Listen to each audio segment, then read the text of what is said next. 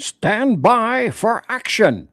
You're listening to Late Night Radio on the SHR Media Network. Caution, there will be mature themes explored and potentially adult language used.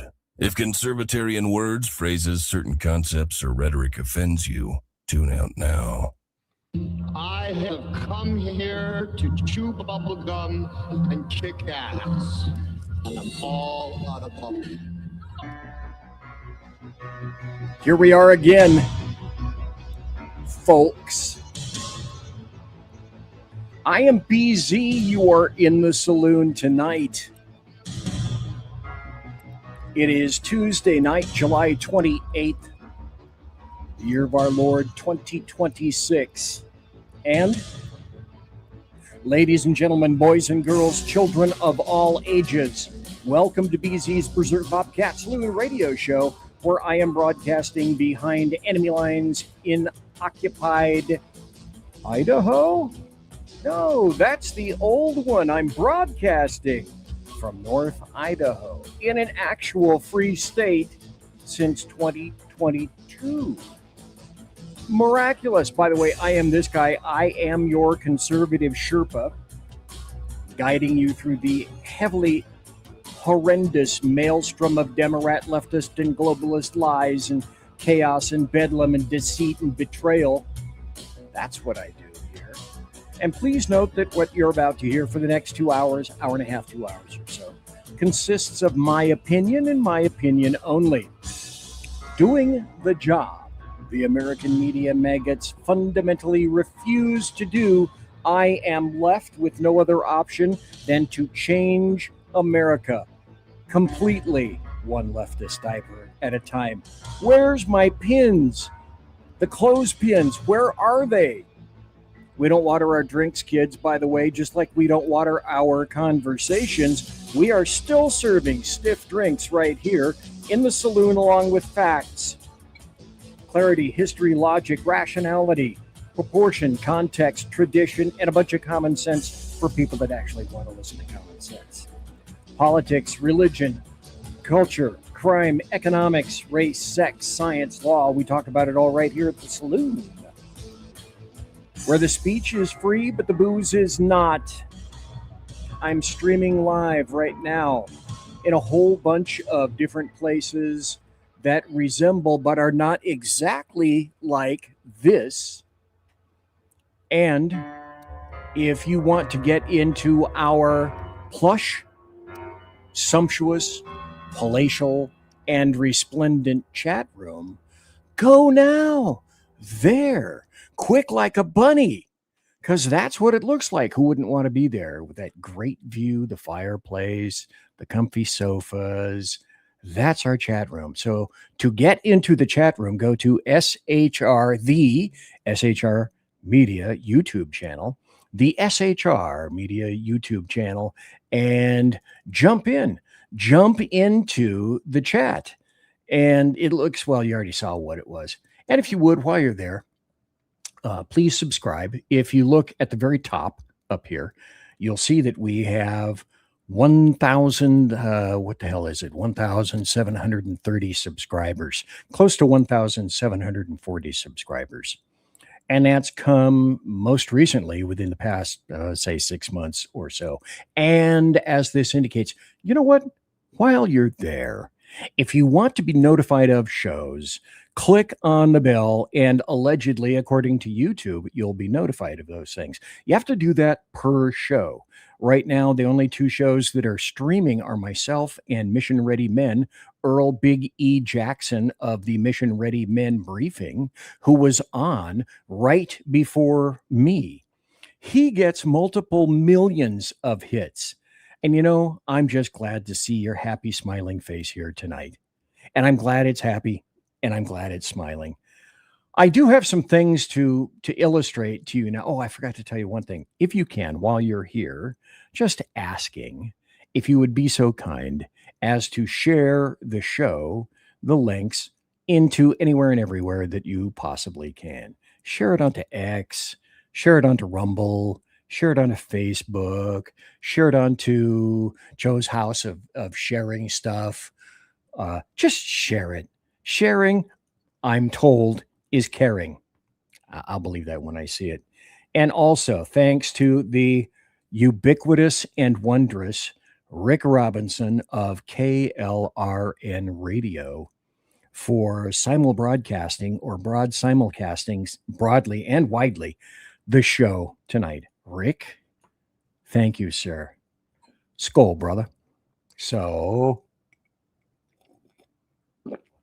first vodka of the evening. It's a Saloon, okay? Golly, give me a break. So, the show tonight, I got sent some emails and I was having a bit of a few, I guess, for lack of anything better, conversations between some other people. And I've been noticing this on the interwebs. The show tonight is about sheepdogs, and sheepdogs never give up. And I'm a sheepdog. I've been a sheepdog for, well, I started in 74, right around in there, and I retired in 2016. But, you know, just like there is no such thing as an ex-Marine, once a Marine, always a Marine, there is no such thing as an ex-cop. When I took my oath never died. My oath never expired. And I began to cogitate on this over the weekend. And I mentioned it briefly last, I think it was Thursday night. Oh, important show note. I will be having Amy Curtis back in the Saloon Thursday night. And we're going to talk about what she saw. And this is a direct reflection on Americans Stay in America, the little young idiots, commies, who are not exposed to the rest of the stuff in the rest of the world, don't know what the rest of the world is like as compared to the United States. Now, I will have a wondrous comparison coming up during the carousel of amusing GURP, the likes of which, here it looks like this, the likes of which I actually have a song this time, courtesy of Rick Robinson. But why does it take, as I will show you shortly, why does it take someone from without the United States in reflection to say, you know, you guys, you don't know what you have. You don't know how good you have it. You don't know how wonderful it is to do something as simple as fly your flag. In the UK, and this is a UK gentleman that I'll be broadcasting shortly. In the UK, he says you can be throttled for that.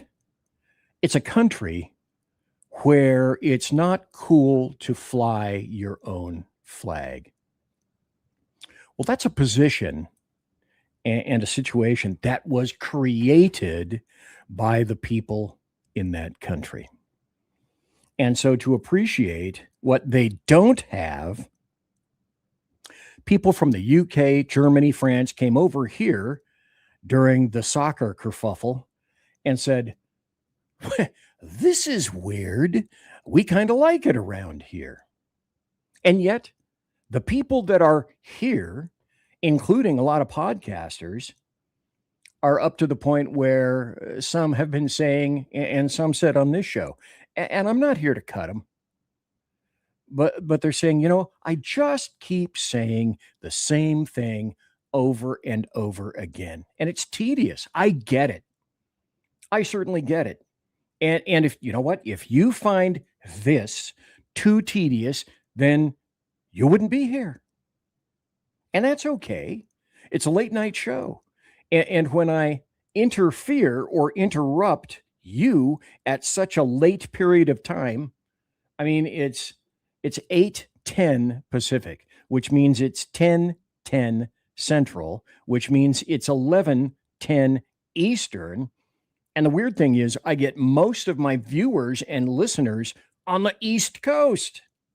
Well, that's why it's a late night show. And still I get people. And yet, despite that, there are podcasters who are saying, I'm almost running out of things to say because I find myself too repetitive. And I thought about what I'd said on Thursday, that I'm going to be talking about a particular book, and I'm also going to be addressing a lieutenant colonel who has retired, and I'm going to be addressing a certain status of individuals whom I will mention in but a moment. And I thought, just like Marines, and they are included in this group, my oath never dies. And I was a cop. And so many military individuals have done 4 years, 2 years, a tour, 2 tours, 3 tours, service in Vietnam. There might still be some left who had done tours in Korea. World War II, all those men are almost all gone. Very sad. I mean, you'd have to have gone in essentially as a 15-year-old or a 16-year-old, cheated, lied to get your way into the war, because you'd have to be in your very, very, very late nascent 90s into 100 plus, which the ones that are still speaking, that they're 100 plus. But military people in law enforcement, they have a very different perspective and a very different mindset than a lot of other people. And that's requisite. That isn't just a nice thing. That's a must-have thing. And the military under prior administrations and law enforcement in prior administrations, they truly tried to water that down as much as possible, which I find frankly despicable. There is no such thing, kids, as toxic masculinity. There is only mandatory masculinity. And that's required in copdom and in the military. And see, the dealio is some people right now are going to be doing what Democrats do best. Oh, you must be a racist. You must be a sexist. No, because you know who serves in the military and in law enforcement with that proper mindset? Some women do too. And some of the women that I've known in law enforcement have been ass kickers. The physical ass kickers were large. They were about my size and like heavy duty Judy. That was a large woman who could have kicked my ass. But it's not about size. It's what's in your heart. And that's why we're going to be talking tonight about sheepdogs, sheep, and wolves, and evil. Because evil exists. I've seen it for years. I didn't go into the military. I was from a big military family, which can trace its insertion into the military way back into the Civil War, when Karl Johannes changed his last name to Johns and fought for the blue. So I go way back. And well, BZ, I told you this, guys, this before. Why didn't you go into the military like your dad had, like your 2 brothers had? Because I didn't get called. I was sitting in the late 60s, early 70s. I was sitting on a single digit number to be called up for selective service. Single digit. And I thought, and I was just notified in the mail because of that. Okay, we're going to be calling you and or sending you an official letter soon. So I figured, okay, all right, I'll wait. And then, the end of high school occurred, and then moving on to other jobs, moving out of a particular state, out of Ohio, moving back to Califailure. It wasn't until later that I discovered there was a huge hurricane. I guess you could call it a tornado that ran through, I believe it was Chillicothe, Ohio, and ruined the entire building with all of the selective service records for the entire state of Ohio. However, I served a good deal longer. I served about a little over twice as long as cops do. Cops usually cut it at about 20 years. And most of the people in the military, they cut it shorter than that, unless they tend to be careerists and they're moving up in a skyrocketing type of fashion. That's another story for another day. But we are all motivated by the same thing. And that is our wanting to take care of business. We are sheepdogs. I call myself a silverback. I was a silverback in the 90s because I was old. Dude, I was 66 as a cop when I retired with 41, almost 42 years of service. Some military people serve that long as well, but certainly, obviously, they're not out in the field. But God bless them all for doing that. God bless the men and the women that want to sacrifice and get out and serve with discipline.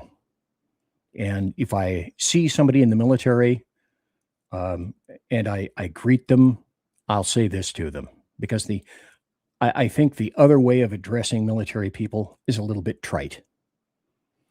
I'll say, thank you for not your service, because truly, unless they're dressed in a certain way when I see them, I won't say service because I don't know what they did, but I will say thank you for your sacrifice, because every military member and every law enforcement member gave up a lot of stuff to continue with the military and law enforcement and the service.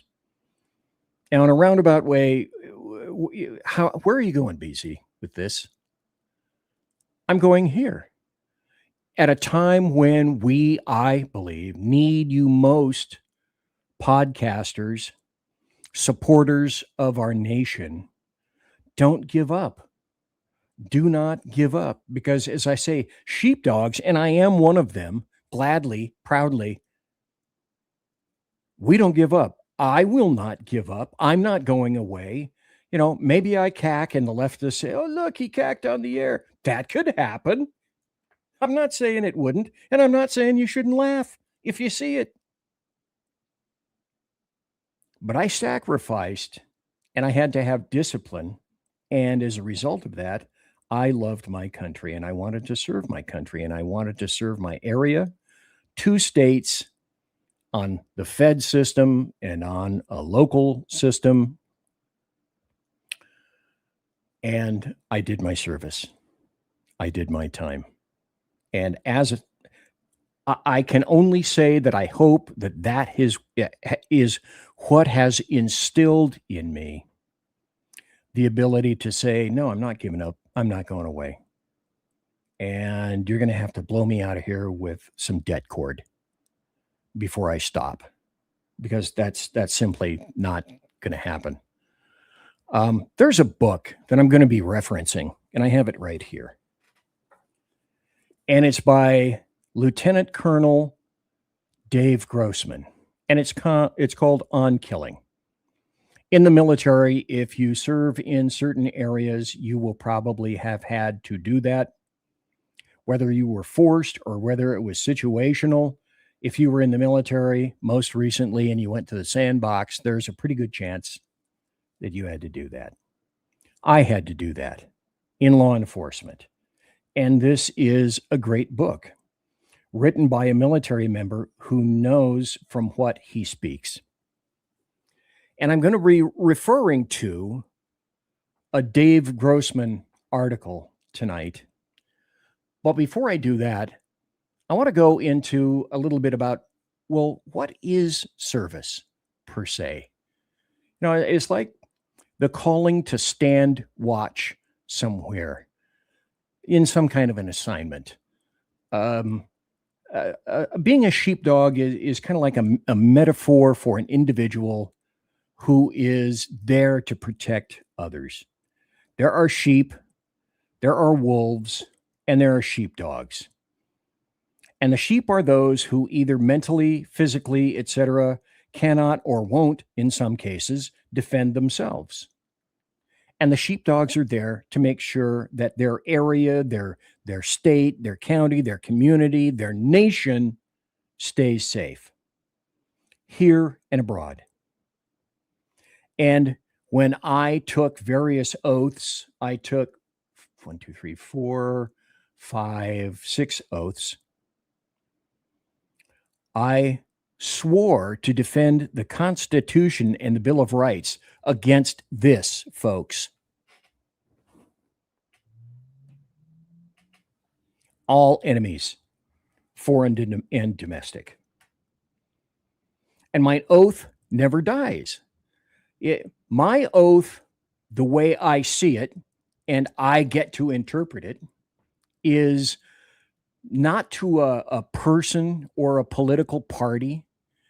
It's an oath to support and swear to defend the United States of America and the Constitution.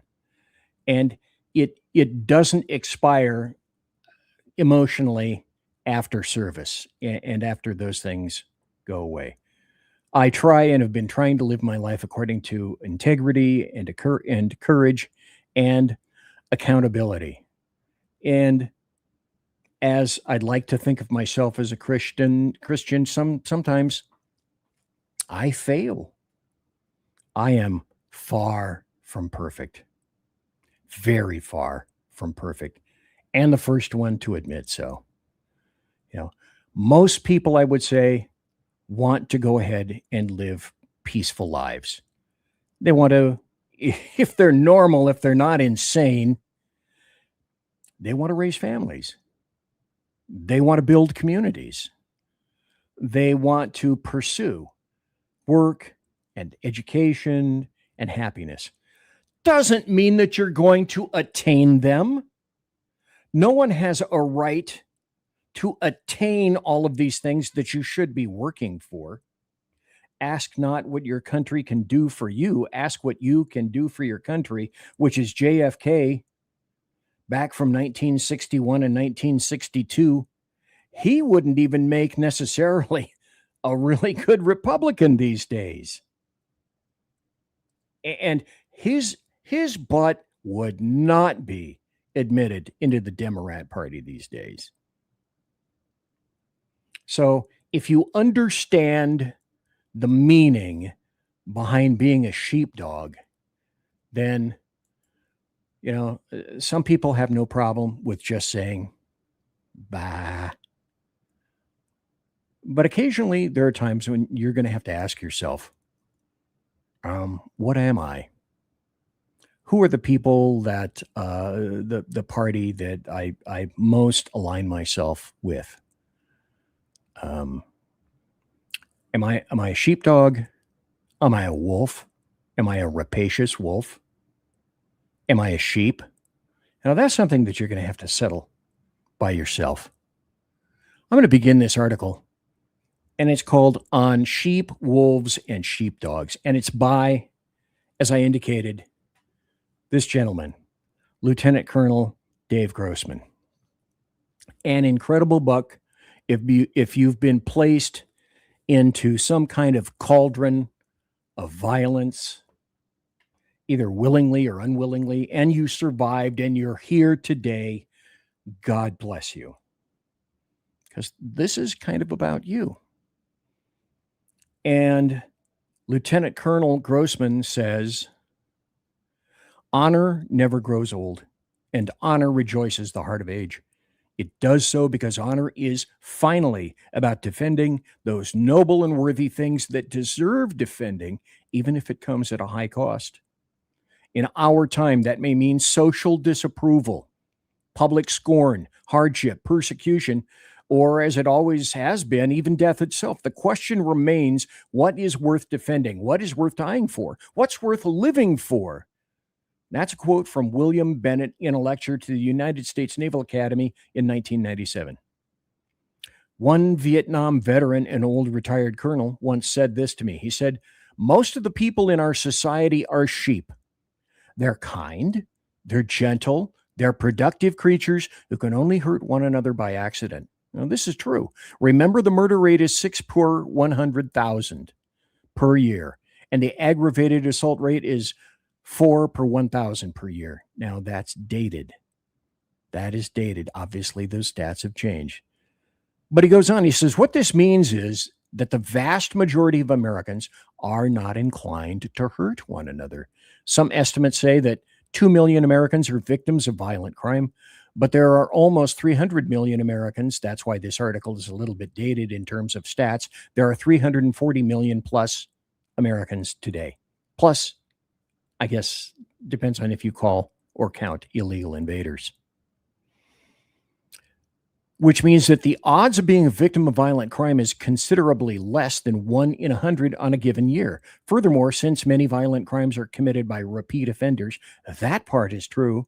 The 80-20 rule, the actual number of violent citizens is considerably less than 2 million. Thus, there's a paradox, and we have to grasp both ends of that situation. We may well be in the most violent times in history, but violence is still remarkably rare. That's because most citizens are kind, decent people who are not capable of hurting each other except by accident or under extreme provocation. They are sheep. Now, I mean nothing negative by calling them sheep. To me, it's like the pretty blue robin's egg. Inside it's soft and gooey, but someday it's going to grow into something wonderful. But the egg cannot survive without its hard blue shell. Police officers and soldiers and warriors are like that shell, and someday the civilization they protect will grow into something wonderful. For now, though, they need warriors to protect them from the predators. Then there are the wolves, the old veteran said.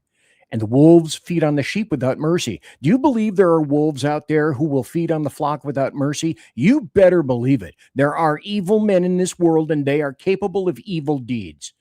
The moment you forget that or pretend it is not so, you become a sheep. There is no safety in denial.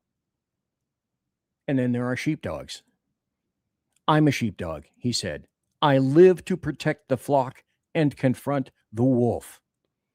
Well, if you have no capacity for violence, then you're a healthy, productive citizen, a sheep.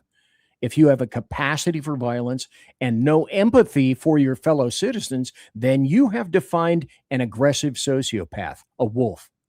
But what if you have a capacity for violence and a deep love for your fellow citizens? What do you have then?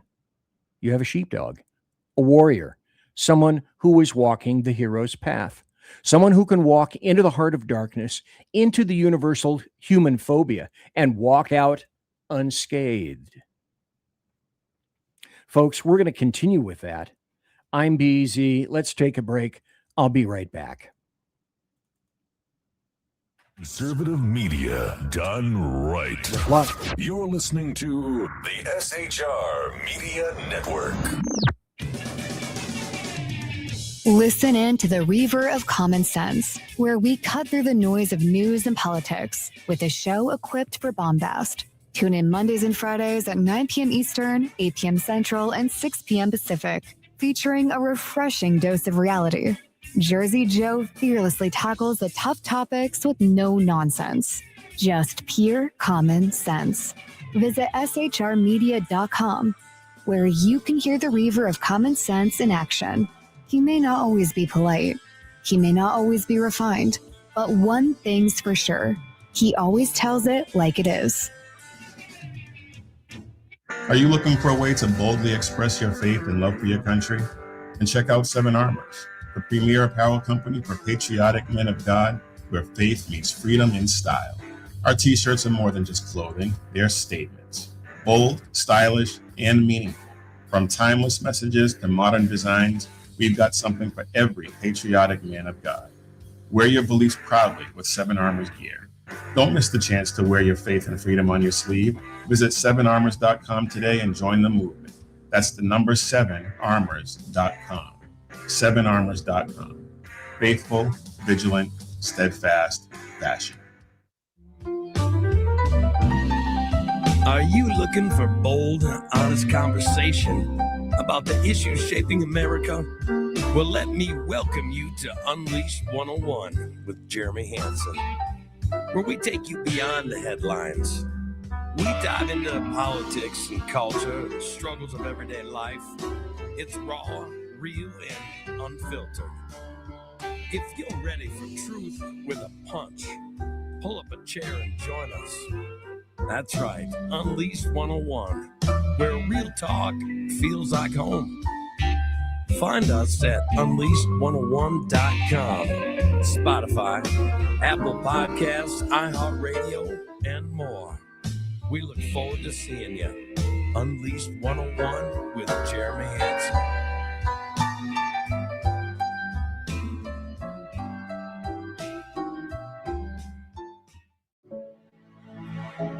Freedom. One nation in all of human history was built on that bedrock. Ours. A republic of the people, by the people, and for the people. Self-government requires freedom, just as freedom requires an individual willingness to self-govern. Freedom has made America exceptional, but it can only last as long as you and I seek the good, as expressed by the laws of nature and nature's God. It can only last if you and I choose to act as people of character. Forging character has been the pursuit of Hillsdale College since 1844.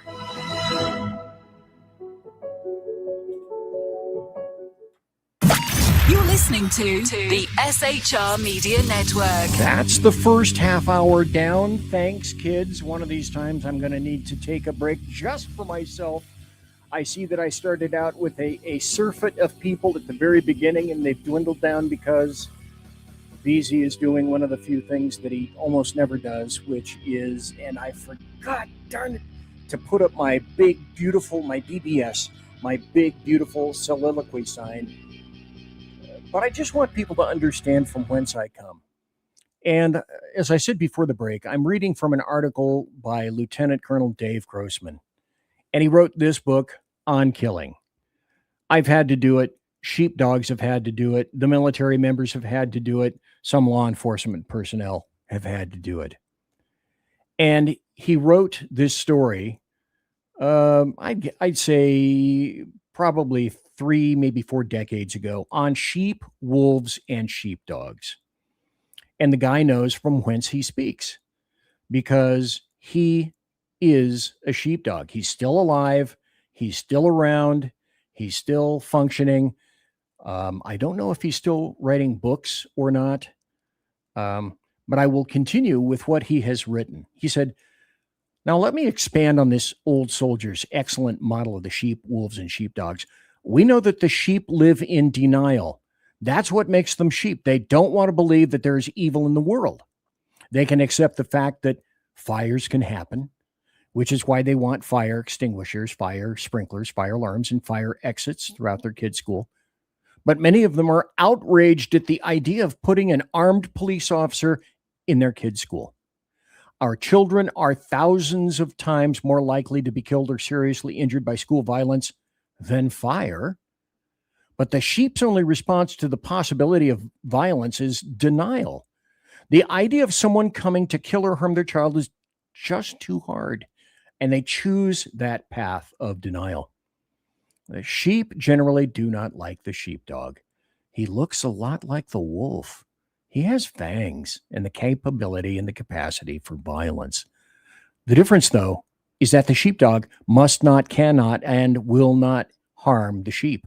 Any sheepdog who intentionally harms the lowliest little lamb will be punished and removed. The world cannot work any other way, at least not in a representative democracy or a republic, which it truly is, BZ adds, such as ours. Still, the sheepdog disturbs the sheep. He's a constant reminder that there are wolves in the land. They would prefer that it didn't tell them where to go or give them traffic tickets or stand at the ready in our airports in camouflage fatigues holding an M16. The sheep would just rather have the sheepdog cash in his fangs and spray paint himself white and just go bah. Until the wolf shows up. Then the entire flock tries desperately to hide behind one lonely sheepdog.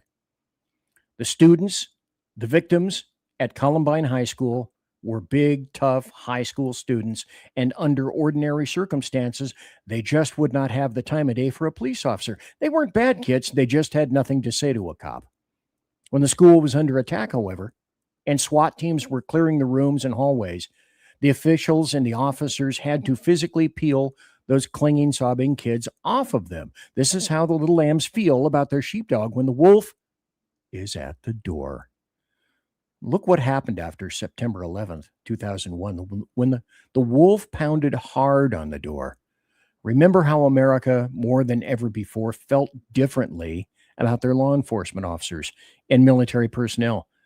Remember how many times you heard the word hero. Now understand that there is nothing morally superior about being a sheepdog. It's just what you choose to be. Also, understand that a sheepdog is a funny critter. He's always sniffing around out on the perimeter, checking the breeze, barking at things that go bump in the night, and yearning for a righteous battle. That is, the young sheepdogs yearn for a righteous battle. The old sheepdogs are a little older and wiser, but they move to the sound of the guns when needed, right along with the young ones. Here's how the sheep and the sheepdog think differently. The sheep pretend the wolf will never come, but the sheepdog lives for that day. After the attacks on September 11, 2001, most of the sheep, that is, most citizens in America, said, "Thank God I wasn't on one of those planes." The sheepdogs and the warriors said, "Dear God, I wish I could have been on one of those planes. Maybe I could have made a difference." When you are truly transformed into a warrior and have truly invested yourself into warriorhood, you want to be there. You want to be able to make a difference. There's nothing morally superior about the sheepdog, the warrior, but he does have one real advantage, only one. And that is that he's able to survive and thrive in an environment that destroys 98% of the population. There was research conducted a few years ago with individuals convicted of violent crimes. These cons were in prison for serious predatory crimes of violence, assaults, murders, and killing law enforcement officers. The vast majority said that they specifically targeted victims by body language, slumped walk, passive behavior, and lack of awareness. BZ inserts this right now. I've seen that. That is absolutely 100% true. Those cons were in prison for serious predatory crimes, and they made these people targets. They chose their victims like big cats do in Africa. When they select one out of the herd that is the least able to protect itself. Some people may be destined to be sheep, and others may be genetically primed to be wolves or sheepdogs. But I believe that most people can choose which one they want to be, and I'm proud to say that more and more Americans are choosing to become sheepdogs. 7 months into the attack on September 11, 2001, Todd Beamer was honored in his hometown of Cranberry, New Jersey. Todd, as you recall, was the man on Flight 93 over Pennsylvania who called on his cell phone to alert an operator from United Airlines about the hijacking. When he learned of the other 3 passenger planes that had been used as weapons, Todd dropped his phone, and you could hear him. He uttered the words, "Let's roll," which authorities believe was a signal to the other passengers to confront the terrorist hijackers. In 1 hour, a transformation occurred among the passengers.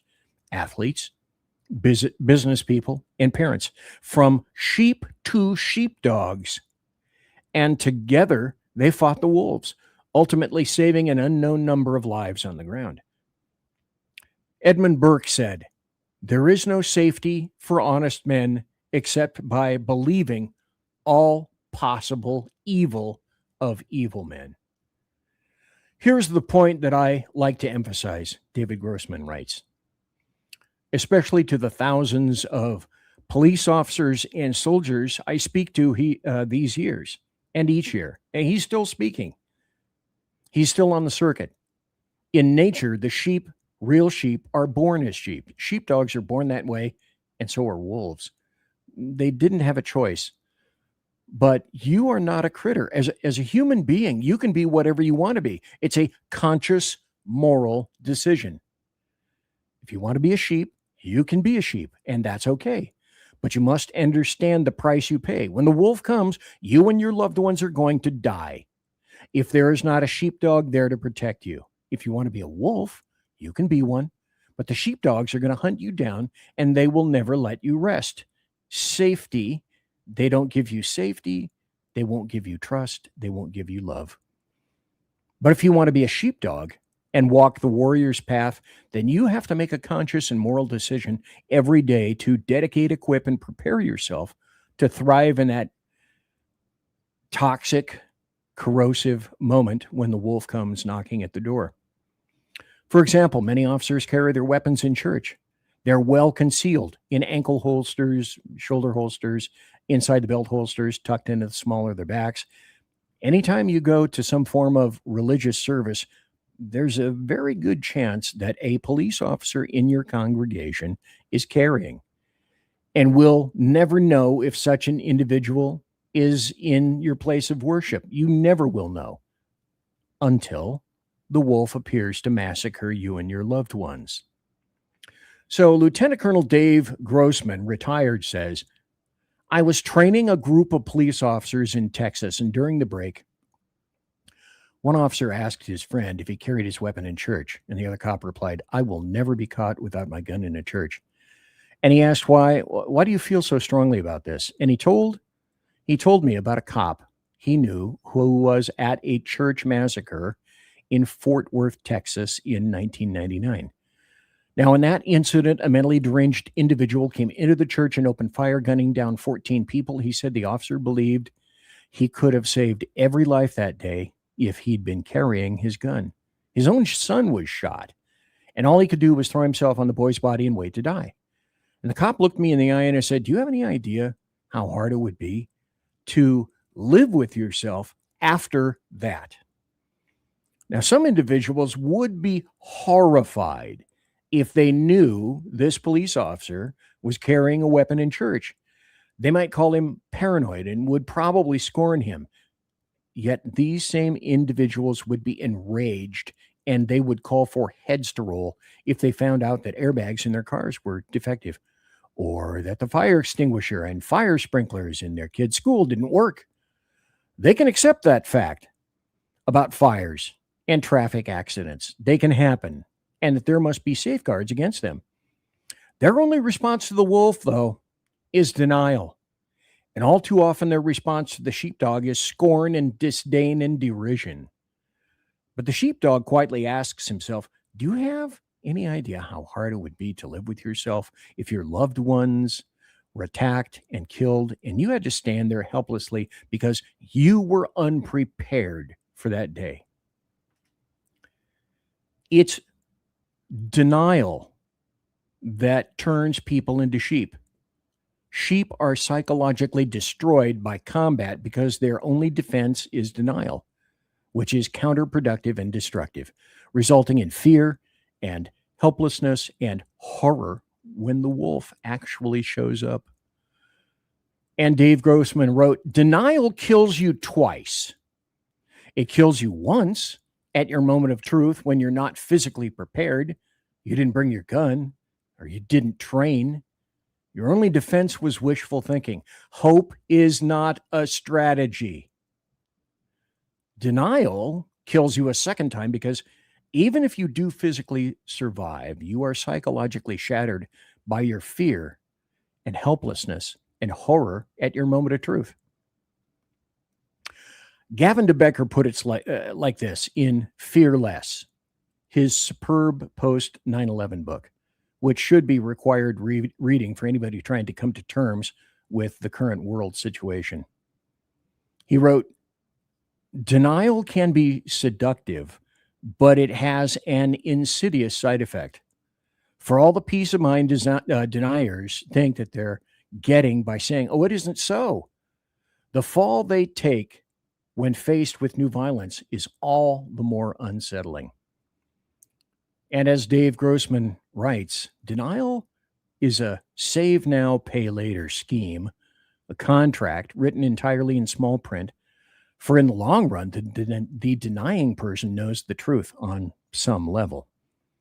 And so the warrior must strive to confront denial in all aspects of his life and prepare himself for the day when evil comes.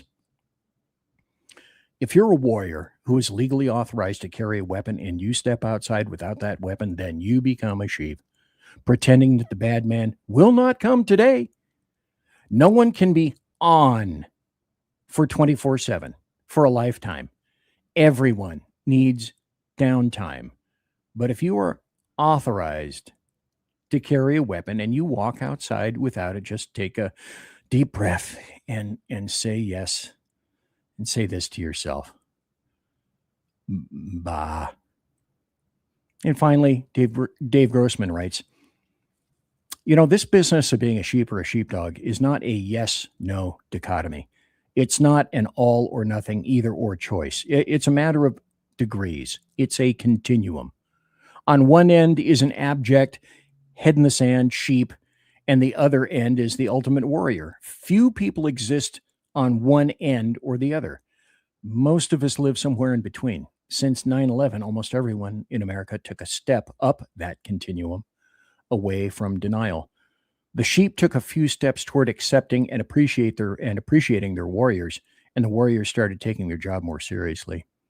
The degree to which you move up that continuum away from sheephood and denial is the degree to which you are loved. Your loved ones will survive physically and psychologically at your moment of truth. And to that I say, God bless America, the finest experimental nation ever created at the hands of mortal men. And so, having read all that, BC's BBS, big old hanging soliloquy, the point going back to this. A lot of people are giving up. This is the exact opposite time for giving up. This is the time for becoming more resolute than ever. And insisting you're not going to fall, you're not going to fail. You're going to do what needs to be done. Now, can I fight a big fight anymore? Am I out on the streets? No, I'm way too ancient and fat for that. But I still have a voice, and I can still get up every day and will continue to do so every day until either my voice fails or I cack, one of the two. And the corollary to that is I still do this because it's still fun for me. I'm not your cup of tea. I'm not nearly everyone's cup of tea. I'm not here to do that. I'm not here to be all things to all people. You either like me, dig my gig, or you don't. You probably sussed out who and what I am at the beginning of the show. Oh, BC, you're such a big racist and a bigot and a sexist and an ob and an ist and all of that. I couldn't care less what you think of me. What I care about is my immediate family, my friends, and my nation. And in my almost 80 years on this planet, I have seen a devolution the likes of which I could never have imagined. Ever. So all the voices that are out there that are still here, God bless you. All the voices that are wavering, this is tough. I'm being pummeled constantly. Yeah, I get it. That's one of the reasons I moved from Cal of failure. Luckily, I took all my hard-earned American taxpayer dollars with me. But I got so damn tired of having my money used against me, an actual lawful American. And I repeat, because I have to, because Democrats and leftists, globalists, anarchists, communists, only think of two things: sex and race, race and sex. I reiterate, I couldn't give a crap less about your paint job. And I couldn't care less about your sex. There are no such things as trannies. There are only demented men and, in some cases, demented women, because that's inviolate. Period. End of statement. And my rights come from God, not government. That's inviolate. Period. End of statement. But at a time when it is so easy to become entirely disillusioned with everyone roiling and everything roiling about us, the lightning bolts, the storms, the societal upheaval. You know, how would you explain it to somebody from 1950 that if they just beamed in? How would you explain their United States to them if they just walked in and began to look at television or looked at what's going on around them in all of the states? Good luck with that. Really good luck with that. And so I'm still here. That's my point of the show tonight. Now, I'm going to have other things, of course, because I do politics. There's going to be news. There won't necessarily be happy stories per se, but we are going to talk about some news before the top of the hour, and I take the top of the hour break.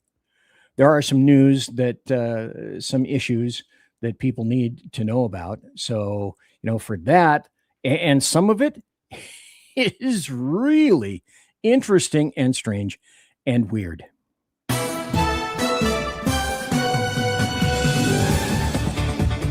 Pounding news intro.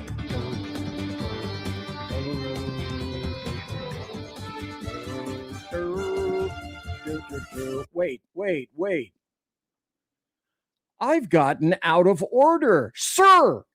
Jeez, just listen to my mic explode in my ears, and I'm almost deaf. Holy moly. Don't yell so much, BZ. Don't get so excited, okay? I forgot to go here. And, oh, Lord, people, come on. All right, where is it? Why can't I find it? Where's my... Wait, here it is. I found it.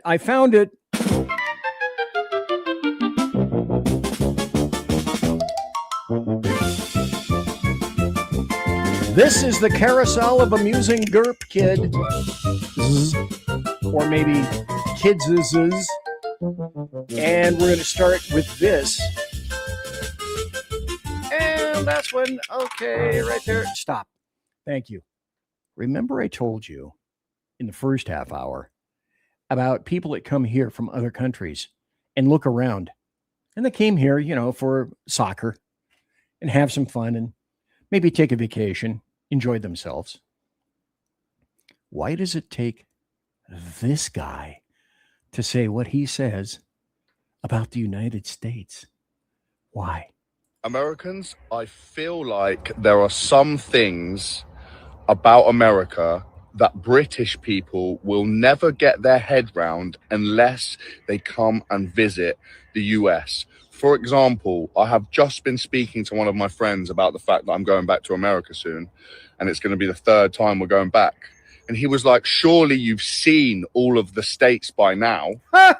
Sorry, what? Seen all of the states? My third time in America? Are you crazy? Takes years. People just don't understand the scale of America. It is mind-blowingly big. And people in the UK, if they haven't been there, they actually don't get it. I think they think people are joking about how big it is. The other thing that is misunderstood about America is the fact that people really do have a bad opinion of it, thinking that it's scary and dangerous over there. Like, a lot of people in the UK still have that opinion. They honestly ask me that question. And I'm like, no, that also could not be further from the truth. Once you go there and experience America, you will see that it is so far from dangerous and scary. It is so welcoming and so lovely and amazing. But yeah, British people, they have no idea. They need to visit America and find out for themselves. America. And that's what I say. And that's the biggest limitation with a lot of the commies that we have today. The young kids whose brains are warped. The old people, the old women, the old men whose brains are warped, who came out of the 60s, like myself. Is it because I came from a military family that I have an appreciation for the blessings that we were given every day? Maybe. You know, honestly, as I've said before, in high school and especially in college, I was a leftist. I was a massive leftist. And yet my eyes were still open around to what was around me. The Black Panther Party was on campus. There were bombings in San Francisco and all around California. I lived in San Francisco for a while, not far from the Haight-Ashbury and the Summer of Love in 1969. I'm that guy. My hair was scaldingly red. My beard was down to the middle of my chest, and my hair was down to the middle of my back. I was that guy. And then something happened. Something changed. I didn't have the opportunity to not be responsible anymore because I wasn't given a choice. Oh, yes, I take it back. I take it back. That's not technically correct. Yes, I was given a choice. When I was 18, my father gave me a choice, much to the unhappiness of my mother, because yin and yang. And my dad said, you know what? You're going to start paying me rent here because you're 18. And you need to begin to take care of to take care of yourself. You know, if you want a car, you're going to have to buy one. So I lent you one. You went out and bought a bicycle. So you're going to have to make a decision. You're going to pay rent here, or you're going to go out and find yourself an apartment. And perhaps finding yourself an apartment means that you have to live with somebody else who you may not like. Or you may have to live with two people who you may not like to make ends meet, to make your money flow. Oh, and you're going to have to go get yourself a car. I'll help with books if you want to go to college. But you're going to pay me, or you're going to pay somebody at an apartment. Well, little did I know until many years later that my father had one-upped me, so to speak. We lived in a certain place, North Sacramento, off of Interstate 80. And all the apartments that were around there, Dad one day decided that he was going to get in his car and drive around and find out, depending on what the apartments were and where they were, how much money they were per month. Then he came back with a bunch of figures in his head, and he said, okay, now you're going to pay this amount of money per month, or you can go out and find an apartment. And the amount of money that he was asking per month was something I didn't have the ability to pay. I was already working. I had 2 or 3 jobs. I was working in radio. I was working at KFBK. I was doing air shifts in all sorts of other places. I had just applied. I came back from Ohio, and I'd applied to American River College, and then I wanted to go to Sac State. And that took some cash. So I was already working. But then Dad gave me a figure, and I, at first, not kidding, folks, at first, the figure he gave me, I thought he was kidding. Conservative media done right. Hardly. You're listening to the SHR Media Network. In a world where leftists are running out of metal for the safety pins of their soothing red diapers, one man stands alone, attempting to fundamentally change America, one leftist diaper at a time. BZ, your conservative Sherpa, is guiding you through the maelstrom of Democrat leftists and globalist lies, chaos, deceit, and betrayal. Listen to BZ Saloon on select and exclusive Tuesday and Thursday nights at 8 p.m. Pacific, 10 p.m. Central, and 11 p.m. Eastern on the SHR Media YouTube channel, Twitch, KLRN, Rumble, and X at BZ Saloon. It's one great late-night conservatarian talk radio show. Be there. Aloha. Hello, friends. You have a moment so that we may discuss our Lord and Savior Minarchy? No, seriously, I'm just kidding. Hi, my name's Rick Robinson. I am the general manager of KLRNradio.com. We are probably the largest independent podcast network that you've never heard of. We have a little bit of everything, and by that, what I mean to tell you is we have news, pop culture, special events, conspiratainment, true crime, mental health shows, drama productions, and pretty much everything in between. So if you're looking for a new podcast home to grab a little bit of everything that you love all in one place, come check us out. You can find us on X under @KLRNradio. You can find us on our Rumble and our YouTube channels under the same names. You can also find us at KLRNradio.com and pretty much every podcast catcher known to man. So again, feel free to come check us out anytime you like at KLRN Radio. It's Sean from the Edge of Liberty. Just like the Bidens, I too am moving. Only in my case, it's days and times. That's right. You can now find the Edge of Liberty Monday at 8 p.m. Pacific, 11 Eastern, and Wednesday at 8 p.m. Pacific on 11 Eastern on the SHR Media Network. Join me as we talk politics, news, alcohol, fun, not so much fun, clowns, small kittens, large kittens, dogs, amoebas, and anything else that just pops into my mind while I'm on the air. That is Monday and Wednesday, 8 p.m. Pacific, 11 on the East Coast, on YouTube, X, KLRN Radio, Facebook, Twitch, and anywhere else a good podcast is found. Please check out our website, shrmedia.com. I will see you live on the air.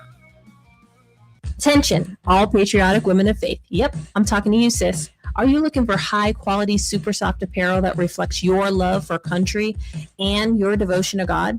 Look no further than Carry Girl Gear. Picture this. You rocking a tee so soft it's like being hugged by a cloud, all while showing off your love for God and country. Sounds dreamy, right? Well, welcome to reality, babes, because that's what we're all about here at Carry Girl Gear. We specialize in super soft tees, tanks, and more, designed specifically for the strong, patriotic woman who proudly wants to carry their message of faith and freedom. When you shop with us, you're not just getting a t-shirt. You're joining a community of like-minded women who are proud to wear their beliefs straight on their tees. So whether you're sipping sweet tea on the porch or leading the charge for faith and freedom, do it in a Carry Girl tee. Because life's too short for stiff, boring tees. CarryGirl.com, where faith and freedom meets fashion. Independence. With that declaration, America was born. Inspired by a belief in the God-given rights of every human being, and in the good that comes from exercising these rights well. The founders of our great nation chose independence. As do we. Hillsdale College accepts no government funding because independence makes possible the good to which we aspire. You're listening to the SHR Media Network. The first hour is done. I am BZ. I am here. I am back. I am re-back. You know, before you enjoy something, or don't you have to rejoy something before you can enjoy it? I don't know. Sort of a metaphysical question that I'm throwing out there. Thanks for being here tonight. In the process of assembling the show,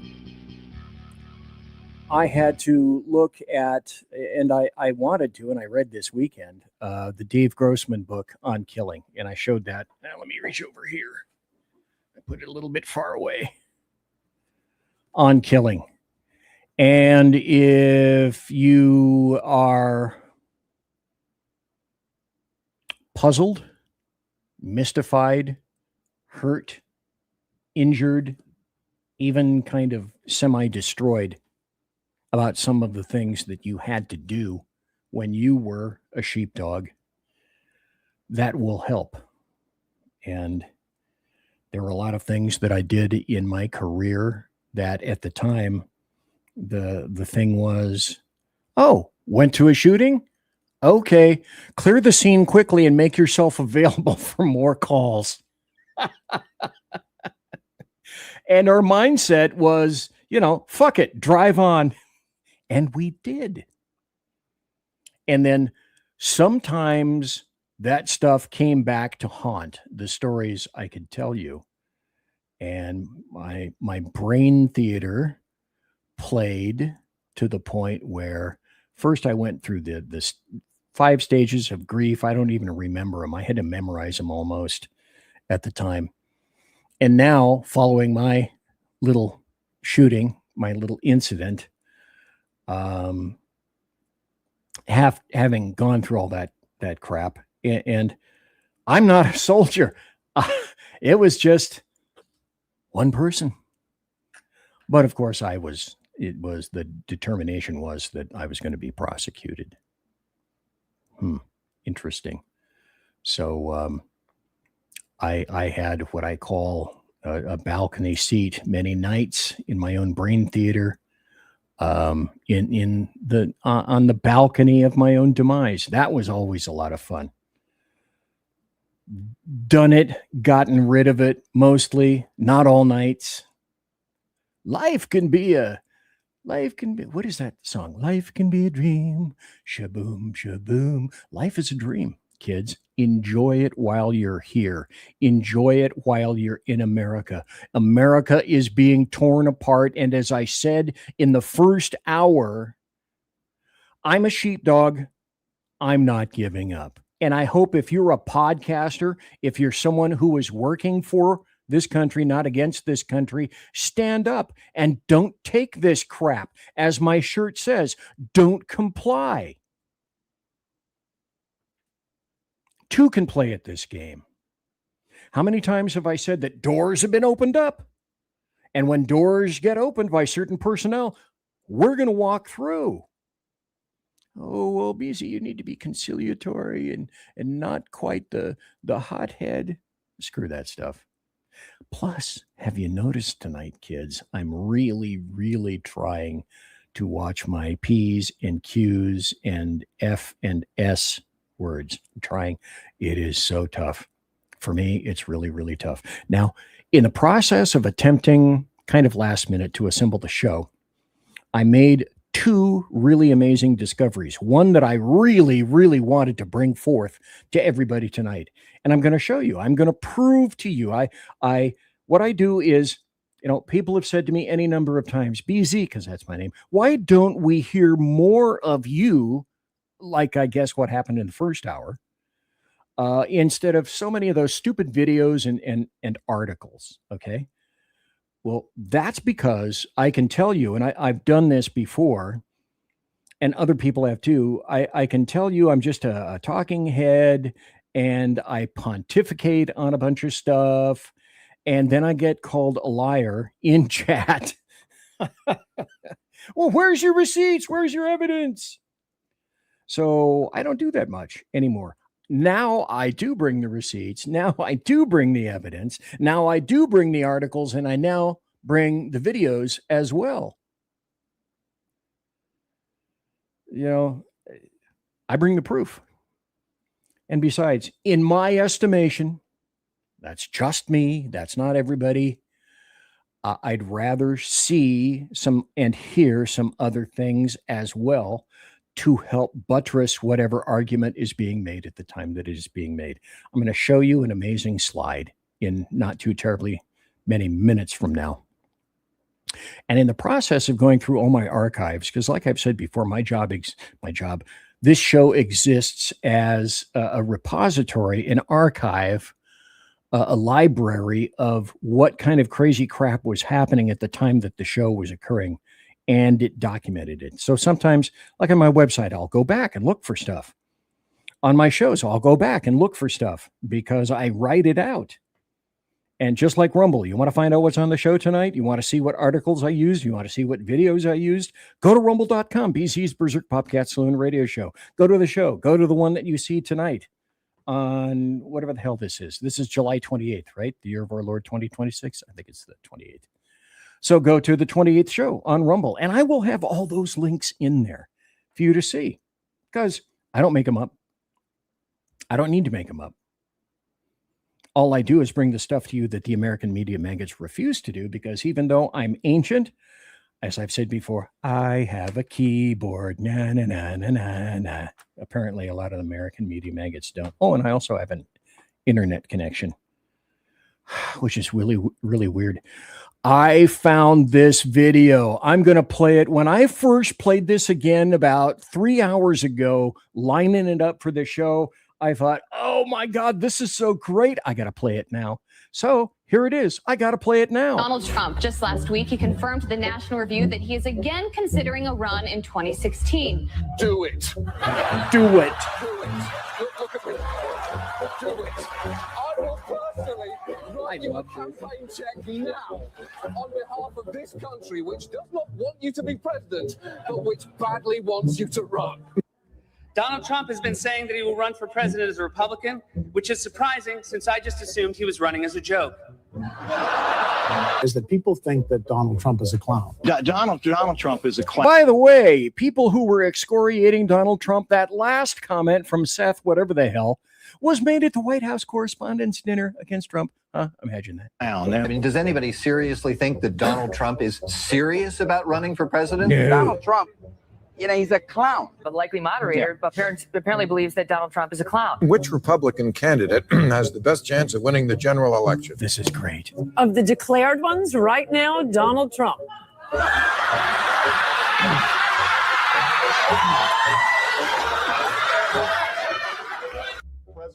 Who's laughing now? Obama will go down as perhaps the worst president in the history of the United States! Exclamation point at real Donald Trump. Well, at real Donald Trump, at least I will go down as a president.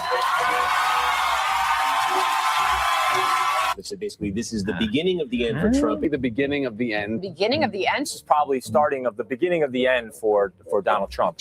Donald, you're not going to be able to insult your way to the presidency. The strongest person usually isn't the loudest one in the room. So right now we have Hillary's about a 75 or an 80% favorite. It can be the stupidest in the room, the spendiest in the room, huh, Joge? From Berserk forecast, you can look at. Poll has Hillary Clinton up by double digits nationally, 12 points, 50 to 38, four-way race. Clinton leading in Florida, Clinton leading in North Carolina, Clinton leading in Ohio, Clinton leading in Nevada. I could go on and on and on. I continue to believe Mr. Trump will not be president. And so right now, Mr. Trump, to answer your call for political honesty, I just want to say you're not going to be president, all right? It's been fun. It's been great. I love you. But come on, buddy. We have a major projection right now. Donald Trump will take Ohio.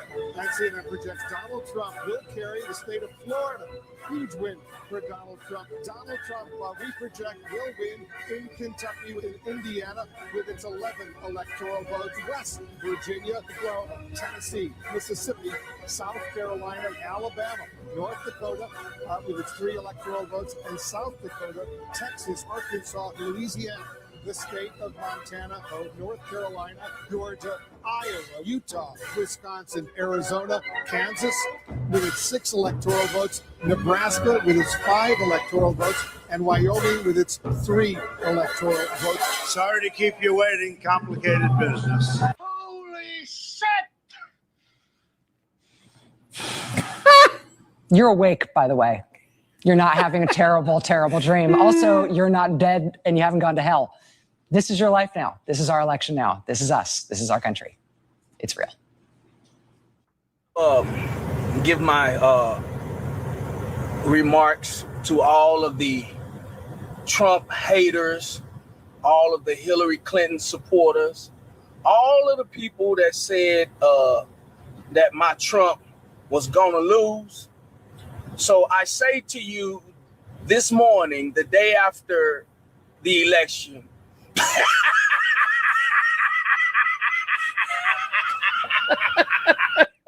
And folks, that's where I'm going to end that. Let's put that up again. Let's see if I can add that to the stage. Look at that. I love that guy. I love that guy. I love that laugh. Kind of infectious, isn't it?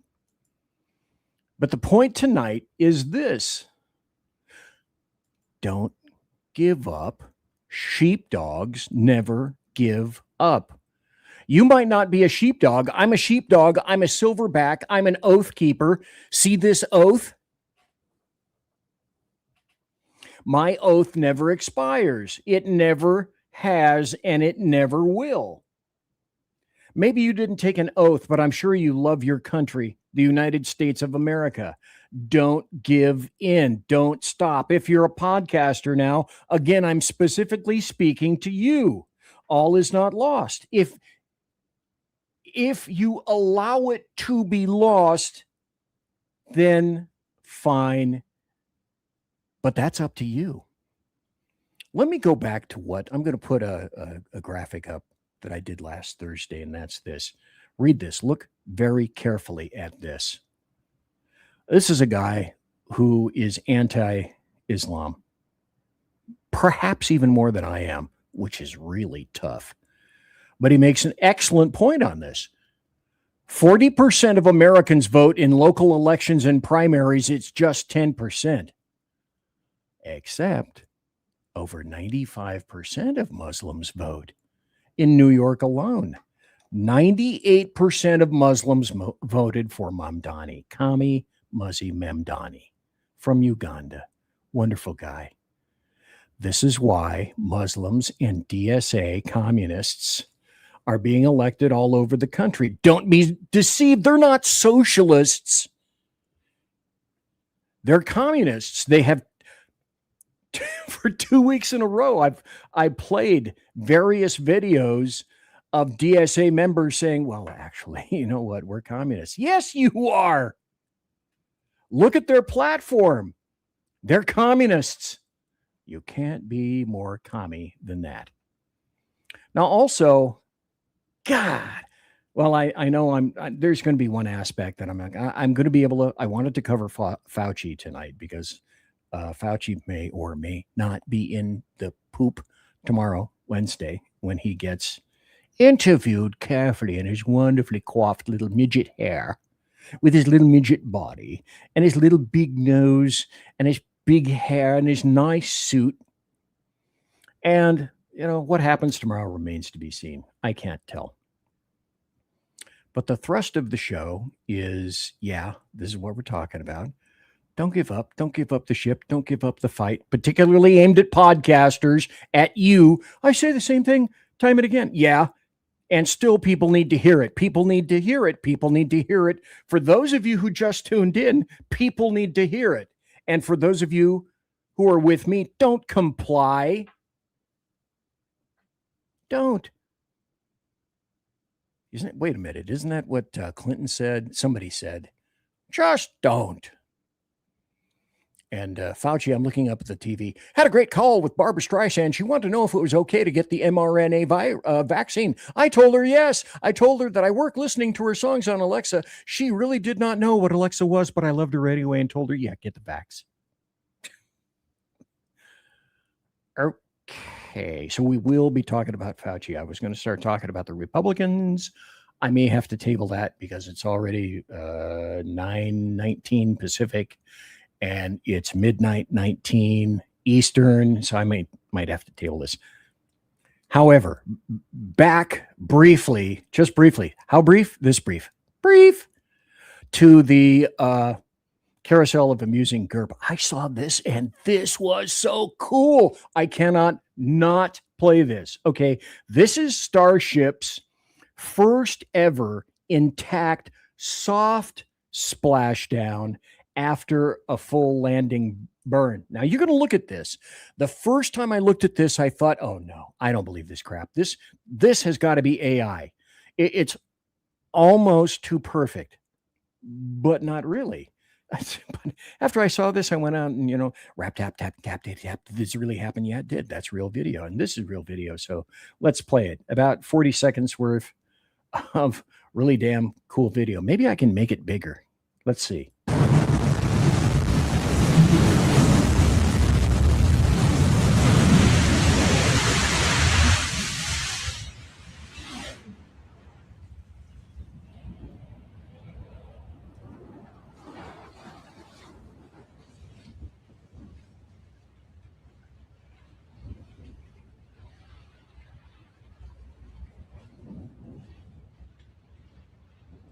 Okay, I'm sorry.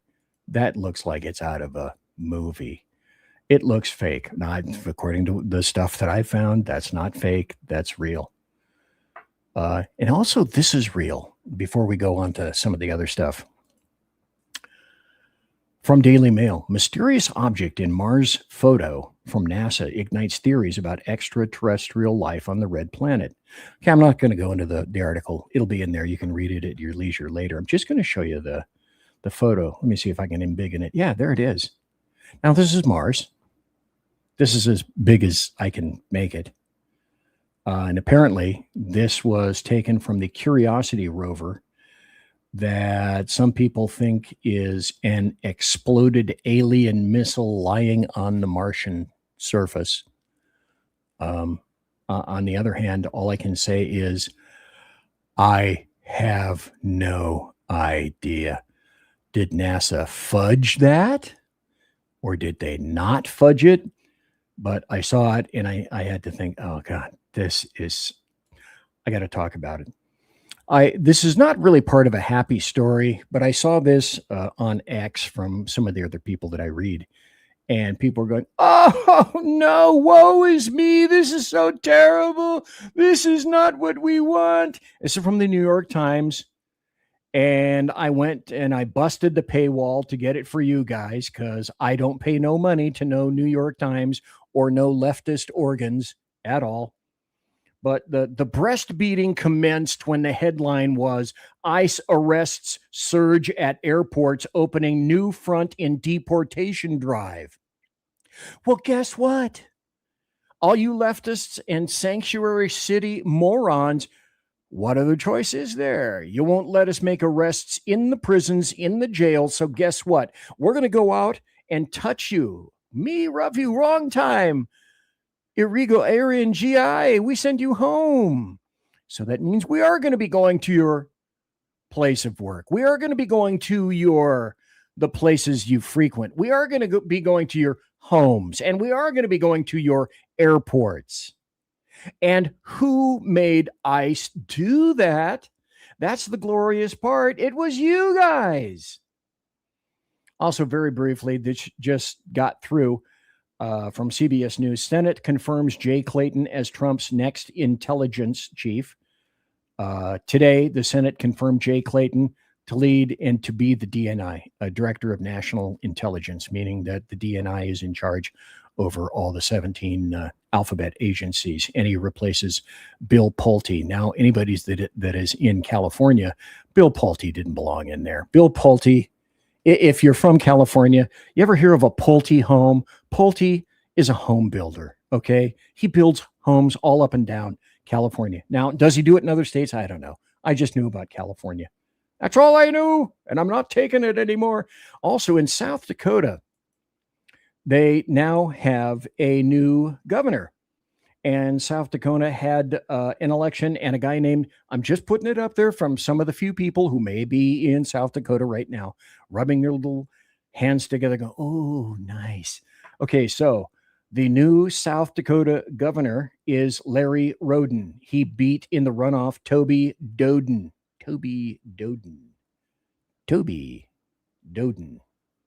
Doden now at bat. And I thought in South Dakota, you guys might be interested in this. Also, there's this, which has gotten almost no damn play from the American media maggots. And this is Catherine Herridge. I don't know if you guys remember, she got her butt kicked out of CBS when the leftists decided that they were going to kick her ass out. Now, CBS has gone a different way, where they actually try to cover news, according to Barry Weiss, trying to focus on actual truth, weird things like that.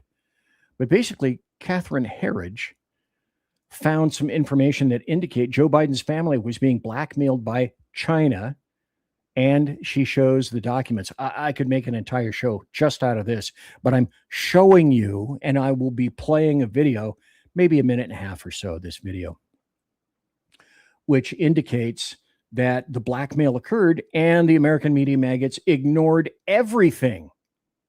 Everything. It wasn't covered at all. Go. What we saw in the release of the records, which I'm afraid, I think in the media or legacy media, there was kind of a willful blindness. They didn't want to look at the records. All you had to do was spend a couple of hours. I found these records, which are talking about blackmail by China. It was for President Biden's daily brief. I can conclude, I think, that it was probably about targeting his family. When that kind of information is not reaching a decision maker, ultimately the United States and the American people are the losers. Right. And I think that's what people need to be focused on. Well, it's dangerous as well. Yeah, exactly. Because they're not getting into it. So this is wild. So in these documents she's holding right here, we're being told is information and evidence that the Biden family is being blackmailed by China. This is something that we all thought was happening, but now there seems to be proof. Now, we're not being told what the proof is, but she's saying that it is there, and I'm sure it will be released. So go out and find it for yourself. Do your own work. Don't believe other people. Don't believe me. Go out and do your own work. You get extra points. You'll get bonus points for it. Here's another guy that I listen to quite frequently or read. He used to be John Solomon.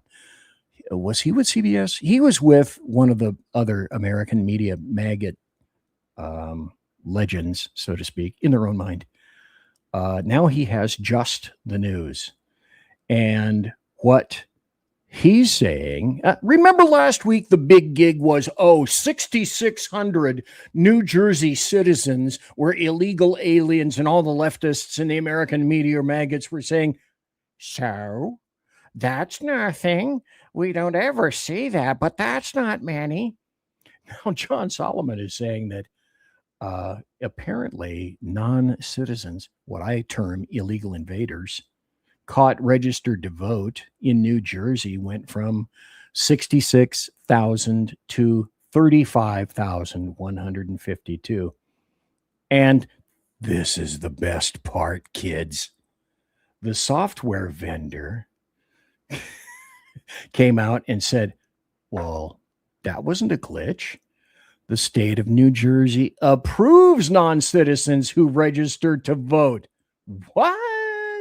As you know, last night, the New Jersey governor admitted that 6,600 illegal aliens had made it onto New Jersey's voter rolls. At least that number, it could be a lot larger. And 400 of them actually cast a vote. That is the largest number of foreigners ever to vote in any collection of an election in American history. When we told you that last night, the governor said, not our fault. It was a software glitch. No big deal. Well, overnight, we reached out to the software company that runs New Jersey's system. And you know what they said? There's no software glitch at all. The state of New Jersey knew they were putting non-citizens, i.e. foreigners, onto the voter rolls. It is the state's responsibility to determine who is eligible to vote and who's not. The software had it. Okay. All right. Now, I'm stopping this because no one does the logical extension. And that's why I bring this stuff to you. Now we're talking, remember New Jersey said, oh, well, it's a software thing. Does the software company, are they responsible for approving and allowing people to get on the voter rolls? The answer, if you're not a moron, if you're not a meathead, is a software company has zero to do with vetting individuals who get on voter rolls. It's the state that does. And not once when this situation was discussed did any of the American maggots acknowledge the obvious, which is the state can deny it all they want. The software has no determination as to who gets accepted onto those rolls at all. Marked right. That is a major contradiction. And just a little while ago, the Assistant Attorney General for Civil Rights in the U.S. Justice Department, Harmeet Dillon, announced that there is an investigation of New Jersey now into whether they knowingly were allowing non-citizens to vote. The answer? Come on. It doesn't take, 5-year-olds on the average Chicago street corner can point to this crap and say corruption. If they know corruption when they see it, well, adults, they're not. I don't think so. I'm not sure. I didn't think that really happened. I'm going to go to this story also, because it's another BZ if-then situation. How many people, I don't know, maybe yourself, has been saying nothing for the past 2 years, but Epstein, Epstein, Epstein, Epstein, and Epstein, and Epstein on the roof, Epstein in the toilet, Epstein on the left, Epstein below you, Epstein under your chin, Epstein tickling your testicles, just Epstein, Epstein, Epstein. Okay, so a federal judge just recently ordered Todd Blanche, and he's the acting AG, okay, to hand over unredacted Epstein files, emails, and documents for the court's in-camera viewing. That's a private viewing by the court in Midas Touch host Kaylee Fang's lawsuit. So Judge Emmett Sullivan, you have heard of him before, directed the DOJ to produce the unredacted records in the judge's chambers in camera for the judge's eyes only by July 30th. Well, that's 2 days from now. Along with documentation backing up the DOJ's claims, the names and other information it blacked out are in fact the categories of people it says they are. Now, I'm not sure you can necessarily break this down to a political issue. In fact, by the way, I missed the break, so I don't care. Big deal. I missed the break. It's my damn show.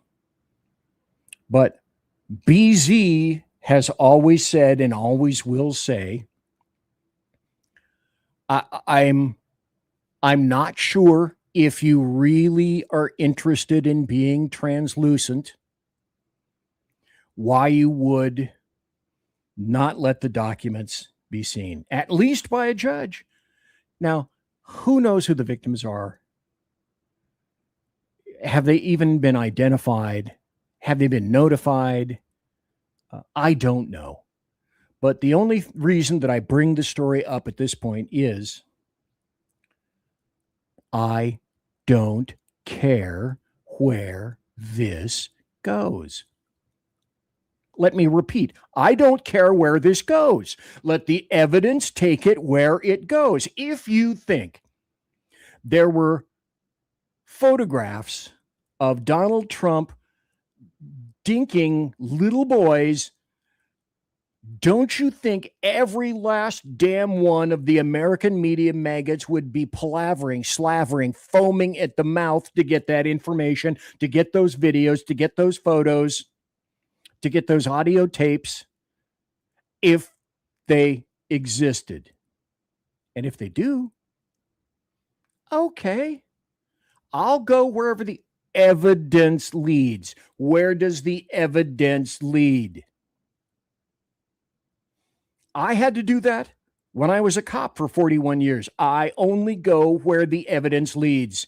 And if it goes to a place where, well, SOL, dude, I'm out of luck. That happened. And then I had to drop it. Okay. And if I wanted to see things, if I wanted to investigate things, I couldn't just walk willy-nilly carte blanche into somebody's house or somebody's office, absent a warrant, absent exigent circumstances, and just say, I want to see this and that. And by the way, I've been listening to you, I don't know, for the past year. No, I had to go get warrants. And if there was a safe or a locked box or a locked point somewhere in that office or the house. I had to get a warrant for the house, and I had to get a warrant for the safe, a warrant for the locked box. I had to get 2 warrants sometimes. Because that's what you do if you respect the United States and the Bill of Rights. So to all the people who are going Epstein, Epstein, Epstein, yeah, apparently in 2 days, this is going to come before a judge. And to be honest, I couldn't give a shit less where this goes. You know, if you hang people upside down by their vaginas and their testicles, anybody, whoever is guilty, and you have sufficient evidence to prosecute and then convict, I don't care. Let it go, let it go, let it go where it goes. And I don't care who is involved. Not at all. I just don't care. One thing that I thought I forgot to put up. I was going to talk a lot about the Republicans tonight. I'm going to have to table that, and I'm going to have to wait for that for a little bit of time. What I am going to do is we're going to be talking about this story right now, about Dr. Fauci, Dr. Anthony Fauci, for the rest of the show. And as far as I'm concerned, again, see my disclaimer at the beginning of the show. I think Dr. Anthony Fauci is quite possibly next to, I don't know, Pol Pot or Stalin or Mao Zedong, or maybe even Xi Jinping for having released Wuhan 19 on the planet. I think Anthony Fauci is right up there with one of the largest mass murderers in the history of the world. Because I believe it's true. I'm here to remind you. Do you guys remember? Let's go waltzing back in history, shall we? Where we had to be smart enough to discern the difference between of and with. The of and with were 2 words, 2 little 2-letter words that made all the difference in the world. Remember this meme? Yeah. Hey, folks, why is humor funny? Humor is funny because it contains truth and irony. CNN breaking news: man eaten by shark dies from coronavirus. Pelosi blames Trump. If and with, of and with. And what about this? Anybody remember this? Remember the monetary motivations? I went back into my archives, which is where I keep all this stuff, and dug this up. This is 2020, August 25th, by Sage Edwards. Since the beginning of the coronavirus pandemic, there have been inconsistencies in the reporting of COVID-19 cases. Hospitals have been incentivized to mark deaths as COVID deaths, even in cases where it may not be the primary cause of death. Hospitals were paid $13,000 per person who was admitted as a COVID case, and another $39,000 for a patient put on a ventilator. So it made all the difference in the world, the 2 words of and with. They died of coronavirus is a big difference. By the way, they're not 2-letter words. God, BZ, why'd you say that? Of and with coronavirus may not have been the primary cause of death, but it sure as hell was listed. And the monetary incentive was huge. Why did we need so many? Remember, people were screaming, ventilators, ventilators, ventilators. Hospitals raked in a fuck ton of cash when they were admitted as a COVID case and put on a ventilator. You guys remember the guy in Minnesota? He was a doctor, and it was, at the time, he was a state senator. Dude by the name of Scott Jensen. And I can distinctly remember watching him on the Laura Ingraham show. And he said, you know why? What? The CDC prevention guidelines on how doctors are certifying COVID-19 deaths on death certificates, he said the way they were listed could easily cause the disease to appear deadlier than it actually is. And then I go to this. I'm sure you guys remember this. And didn't you all, and you should have, and those of you who didn't are morons. For those who just tuned in, morons. Remember when you went to a restaurant and you had the mask up, but when you sat down, you could take your mask off to eat. And here's the truth. Why? Because COVIDs will kill you standing up. But the COVIDs couldn't kill you sitting down. Let's go to this. Anybody remember this? COVID survival rate. Oh, look, if you were an ancient dude, 70 plus, like me, and I'm still here, you had a survival rate of 94.6%. But generally at that age, you bring a whole ton of comorbidities with you, and generally a really compromised immune system, the lack of which I don't have a compromised immune system. I ate dirt. I ate gum under seats. Don't tell anybody, but when I went to a movie theater these days, I still look for gum under seats, but nobody chews gum anymore, so I really don't find anything. 50 to 69 years old, you had a 99.5 percentile chance of survival. 20 to 49, you had a 99.98% chance of survival. 0 to 19 years, 99.997% chance. And yet we locked down kids and we stripped them of being socialized. We stripped them of education. We held them back at least a minimum of a year. We made them watch crappy Zoom videos. We kept them from progressing because it was the teachers who were afraid, not the kids. Also, I found this. And let me see if, yeah, here we go. You're not going to be able to say it. I'm going to have to put it up here. There it is. And in big in it. And if you're watching on the portrait mode, you're not going to be able to see it very well. On the horizontal mode, probably. So I'm going to read it for you anyway. Remember how definitions magically, mystically changed? Because definitions magically, mystically changed. And I have the goods. I have the evidence that people forgot. And I kept this in my photo files because I knew that one day I would want to go back and revisit this information because people generally are not going to remember. They're not going to remember that in order to lock people down and make the situation worse than it was portrayed, because it was portrayed terribly, definitions were actually changed. Okay. As of August 1st, 2021, on the CDC page, that's below, it says immunization, the basics, definition of terms.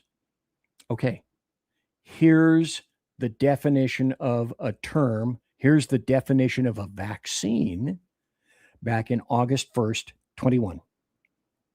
From the CDC, vaccine, a product that stimulates a person's immune system to produce immunity to a specific disease, protecting the person from that disease. Vaccines are usually administered through needle injections, but can also be administered by mouth or sprayed into the nose. Now, if you look at the bottom, you may not be able to read it. The letters are really tiny, but the underline in red says under the bottom block, protecting the person from that disease. Now let's go up to the top. As of November, the difference between August and November, just 3 months, somebody in the CDC went in to go tickle the terms and change them because the definition of a vaccine changed. A preparation that is used to stimulate the body's immune response against disease. Vaccines are usually administered through needle injections, but some can be administered by mouth or sprayed into the nose. Hey, kids, what's missing? Down below, the operative phrase, the operative sentence missing is protecting the person from that disease. So by changing the terms of vaccine does not necessarily protect the person from that disease, but that was the original definition of a vaccine, making the original vaccine indicative of, well, apparently you didn't really get a vaccine. Apparently you got something else, because that's not what it was anymore. You were told it was a vax. How many people told you that if you just take the vax, you'll be okay? If you just take the vax, imagine you'll be saving yourself and saving a ton of other people. No, you weren't. Let me put this up too. Now, this is from a website that I haven't really investigated very much. It's from xcancel.com. I'm not sure I know what they are. Maybe they mean to cancel X. I don't know. But this is from Rand Paul. And he writes, if Anthony Fauci lies before Congress on Wednesday, as he did in previous hearings, his preemptive pardon won't cover him. So if he lies, he can theoretically be prosecuted. Or if he tells the truth, in other words, what will protect him? And furthermore, why did Biden give him a preemptive pardon? Somebody somewhere told Biden this is going to happen. You know what? We need to protect our bud so that our information stays suppressed. And so I'm going to play this. It's about 20 seconds. Somebody makes a note in here. Today is a great time to remind you that Anthony Fauci was literally shaking while lying in front of Congress about his gain of function research in China through the NIH. Truly what it was, the gain of Fauci. What we're alleging is the gain of function research was going on in that lab and NIH funded it. That is Can't not get away from it. It meets your definition, and you are obfuscating the truth. I'm not obfuscating the truth. You are the one. I'm not obfuscating the truth. You are the one. I'm not obfuscating the truth. You are the one. So tomorrow may be quite interesting. Now, I'm sure the little dwarf, the rich little dwarf, the highest paid federal employee ever, if you doubt me, look it up. The search engines are all over the place, replete with the information. Oh, and also the diary, Tony's diary. Well, that doesn't really exist. Well, at the end of the show, give me about an hour or two. And there is the link released through Rand Paul of 1,151 pages of Tony's diary. I don't make it up. Rand Paul didn't make it up. There it is. And there's the link. And you'll be able to go there and read it all. Take your time. Take a couple of Paxil. Take whatever it needs, whatever you need.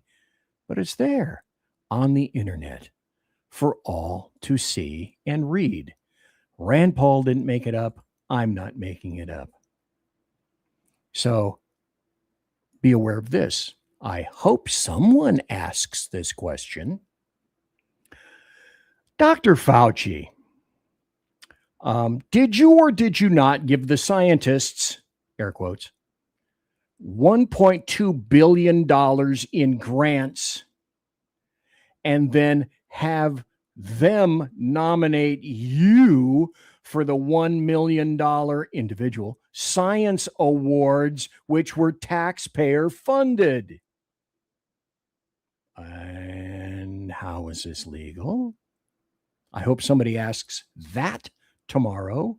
Don't you? And then, of course, the corruption itself is beyond question. It's off the charts.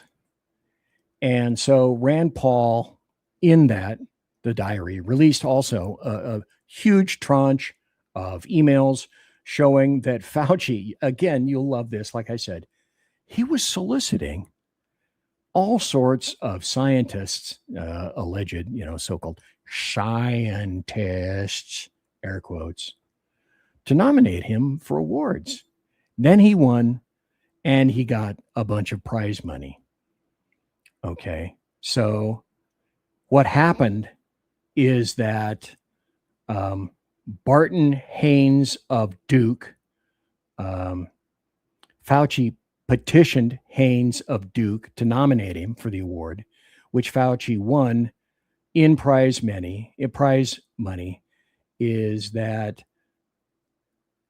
this is the guy, Haynes, who received a aforementioned $1.2 billion, that's $1 billion with a B in funding from Fauci's NIAID.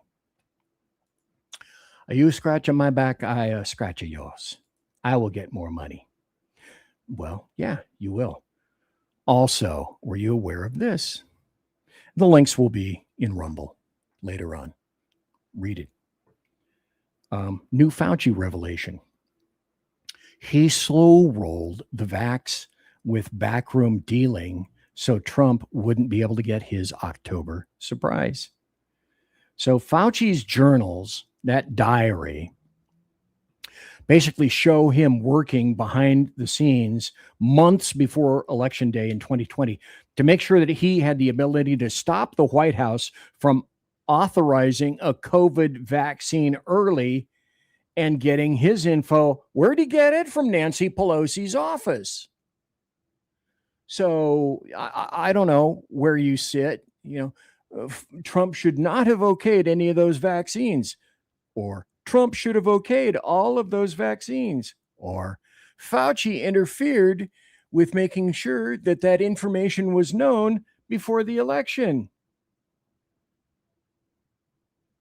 Okay. In his diary, he writes that he was worried Donald Trump would force an emergency authorization of the FDA in time to help him win. But what nobody had until now were the written words of his contemporaneous account of what Fauci did about it. It's in there. I go back to this as maybe the last story for the night. I guess, was lucky. I didn't know any people personally who passed away from Wuhan 19. And it's not COVID-19. I call it Wuhan 19 because we know precisely where it originated. In Wuhan, from labs. It may have been intentional. It may have been not intentional. But Chinese were literally welded into the doors in their homes, and Xi Jinping positively and affirmatively made the decision to let flights from China, from Wuhan, leave into international airspaces and land in other countries. He made that affirmative decision to let it go out.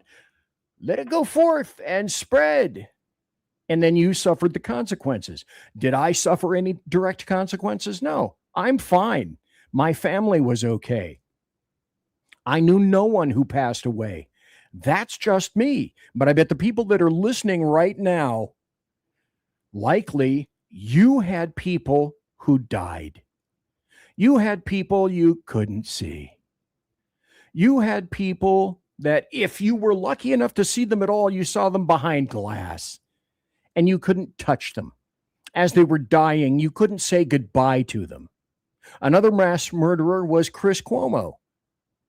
Andrew Cuomo, the governor of New York, who intentionally inserted white hot Wuhan 19 sufferers into nursing facilities in the state of New York, nursing facilities that were the worst staffed, worst paid, worst trained, least equipped to handle these people with the most susceptible cadre of individuals on the planet, the elderly and the infirm. And you mixed them up in nursing facilities. You evil, mass murdering asshole. Not quite as mass murdering as Tony Fauci. Almost. I bet you guys remember this. Putting blankets over loved ones so they could hug them safely. The way through this pandemic is by getting everyone vaccinated. We've made vaccinations free, safe, and convenient. Do you know what that is? That is a 20 € silver coin issued by the Vatican commemorating the COVID-19 vaccine. Actually, you can't call them stupid. You can't call them silly. Yes, they are. Unvaccinated guy who gobbled horse goo. Rest in peace, Wheezy. Every panic has an owner. Adults who have received at least their first dose of the vaccine. And the winner each Wednesday will receive $1 million. The fear was always for sale.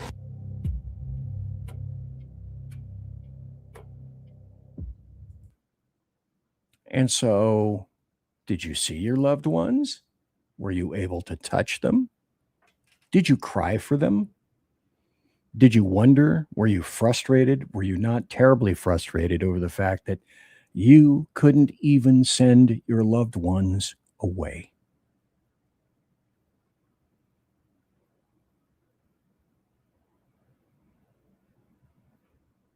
Who was responsible for that?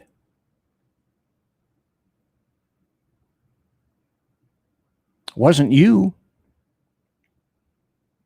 As far as I'm concerned, that looks like the government. Now, important notice for Thursday, programming note again. Amy Curtis will be here to speak on Thursday night in the Saloon about her trip to Egypt. And in said trip to Egypt, she discovered that there's an entirely, completely different world out there from what we experience in the United States. And she's going to talk about all sorts of things that she said when she was abroad, and all the things that she experienced, witnessed, and it wasn't like the U.S. It was far different, and not terribly unlike Lily Tang Williams. She's going to be here to talk to us about those experiences.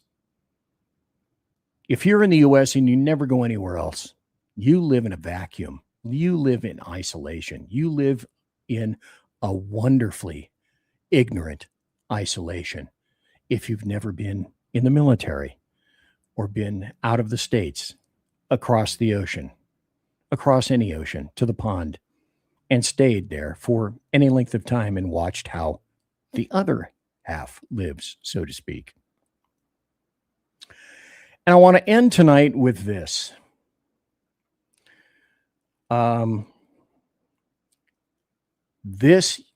Yesterday, was the second month that my dog, Jake, passed away. And yeah, BC, why are you wasting so much time on just a stupid dog? Well, he passed away 2 months ago today, or yesterday, at the age of 13. And he was a rescue. I live in Idaho. He was a rescue from Califalia. He was first caught as a stray from Contra Costa County. He came to us as a foster dog. We wanted to keep him immediately. We discovered we were absolutely blessed to have him for 6 years. He was a medical miracle. He was an innocent but stalwart fighter whose mind never gave up, ever. He never even remotely conjured giving up.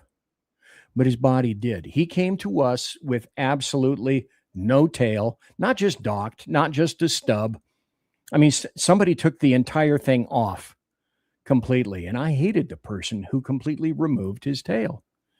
And he came to us injured and healing from a tumor surgery. So we had to nurse him back to health. He went through 3 additional surgeries for tumors, and he healed. And he encountered even more medical issues. He became totally blind in his right eye. He had a cataract in his left eye. He had bad arthritis in his back and his hips and seizures. And he acted most days like he couldn't care less. We always remarked about how Jake seemed to give us like side eye, because that's probably how he saw us best because of his blindness. He loved walks by the lake that we have around here. We got a ton of lakes around here. And just so he could smell all the animals, all the stuff that he couldn't smell in the backyard. And he loved Oreos with milk at night. Who wouldn't? And he was more like he was more cat than dog, basically. He didn't much care for barking. He didn't much care for running or retrieving or toys or stuffies or yelling at other dogs, things that dogs do. Not motivated that way. He seemed mostly indifferent to other dogs. And because he had no tail, I found him personally a little difficult to read. But he was an incredible dog. He slept like a teenager, though, as in all the time. Now, he loved nothing more than to jump up on my lap to watch TV at night, and then in the winter to be covered by a blanket. So September of last year, Jake weighed 30 pounds. When he passed on May 27th, 2 months yesterday, he weighed 9.7 pounds. He was ravaged by a liver tumor, horribly acute renal failure, and he died of a pituitary tumor, which wouldn't allow him to metabolize food. And yet every day, multiple times a day, Jake used the dog door. We got a dog door in our patio door, in our slider. So all the dogs can go in and out as they want. And he never once, even when he got sick, he never once made a mistake in the house. Even on his last day, I have video of him going out the dog door and around the corner to go to the bathroom, and then he fell down. And that was when he collapsed in the grass and he couldn't get up. We pulled him up and he just collapsed again. His mind was keen, but his body was just devastated. It was gone. He was the most innocent of souls. He was good and he was kind and he was courageous. And we called him Jackrabbit Slim because his hair was short and fine and soft, and he had tall legs, and his right ear folded and his left ear was up, and he had a really delicate, kind of elegant, classy way of folding his paws one over the other when he was laying down, kind of like that. Excuse me. And we named him Jake, kind of like Jake from State Farm, because he was wearing khakis. He had this beautiful caramel and white marking. And we also called him, everybody's got tons of names for their dogs. We called him Khaki Pants and Cacklet and Jakey Jake and all the secret names we have for him. And so he passed 2 months ago. It seems like yesterday, and yet it seems almost too long. The best single word to sum him up was innocent. There wasn't one mean bone in his body.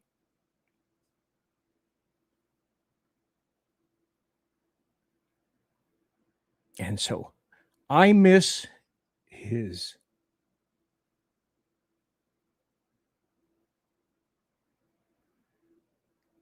kind soul, his innocence, his quiet, and his unassuming daily courage.